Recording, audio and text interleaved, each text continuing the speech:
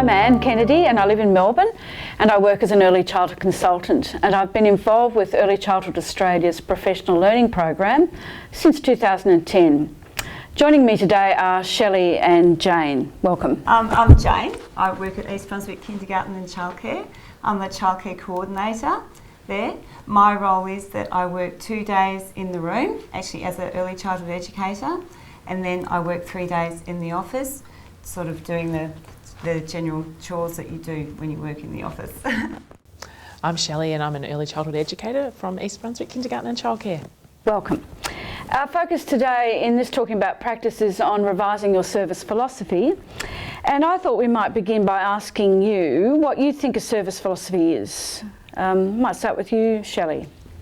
Well, I think a service philosophy is all the ideals and the dreams and the wishes and the focus of a particular environment. And I think our environment has a particular personality, and I think we wanted our philosophy to portray that personality to anyone that would read the document. Okay. Jane, would you add to that?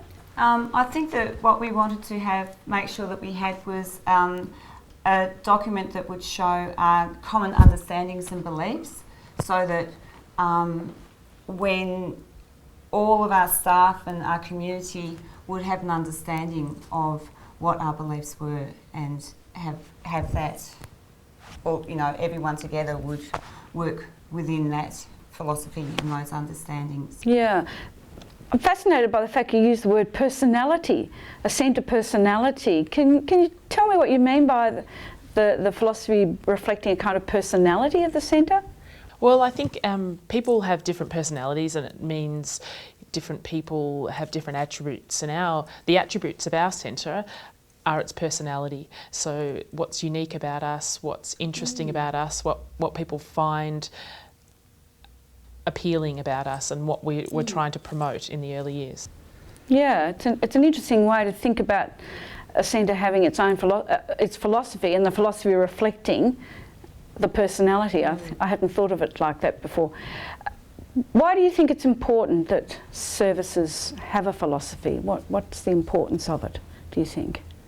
I think that philosophy is important from a staffing perspective, that all the staff have a common understanding as to the things that we find important and the way that we work with our children, the way that we work with our families and the general community.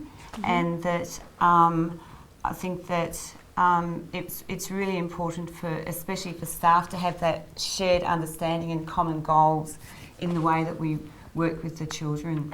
Shelley, would you add anything to that? Well, I think it works well with our service, how we have a lot of part-time staff.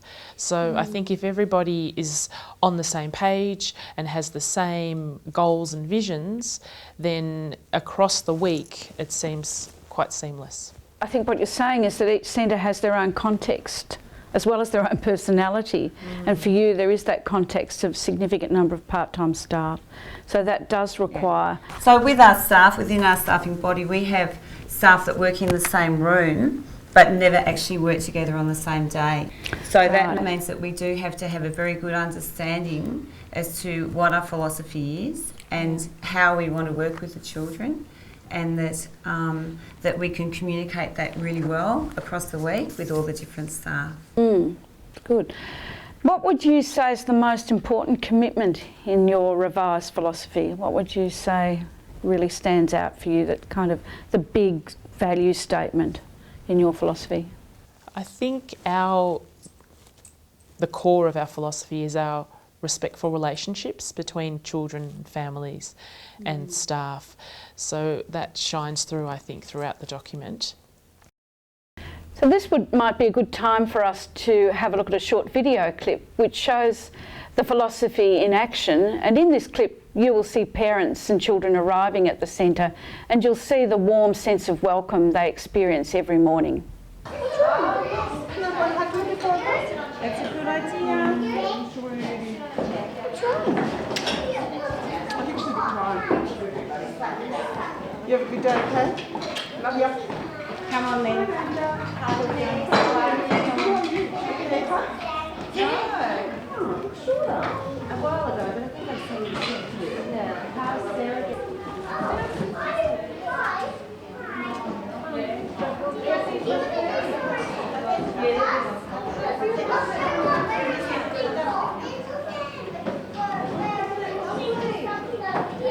Usually these things do turn up.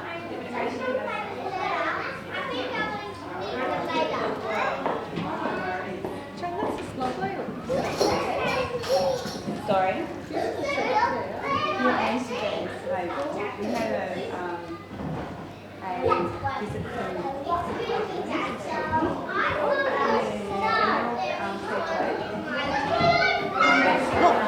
Thanks, Jez. Oh! Yeah, you do it. Oh, that's very clever.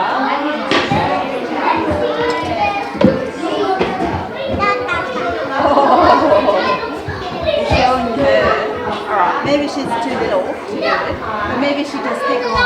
Can you take another clock for you? Thank you.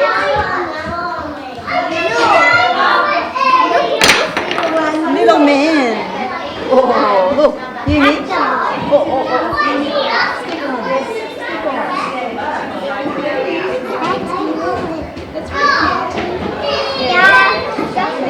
So could you tell us a little bit about what we saw in that clip, Jane? In the morning when the families are arriving, and we try and promote an atmosphere for the families that they can feel comfortable to stay and engage with the children or engage with staff. You'll see that there are younger siblings that are walking around the room and also engaging in the activities. And you'll see that the parents are playing with the children, and sometimes they're playing with their own children, sometimes they're actually interacting with other children as well.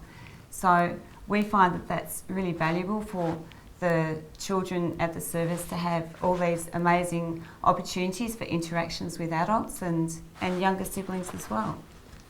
So the person we saw at the easel is a parent, not an educator. That's right. Oh, it's a good example of that sense of welcome and the younger toddler is her child, but the other child that she's playing with and working with at the easel is not her child. Right.